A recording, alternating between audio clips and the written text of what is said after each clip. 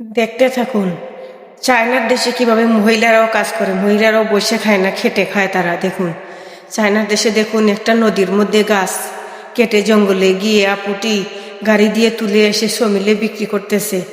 আমাদের অনেকেই তো মহিলারা কাজ করতে দেখা যায় না, কিন্তু চায়নার দেশে দেখুন কিভাবে মেয়েরাও বসে খায় না, কাজ করে খাইতেছে।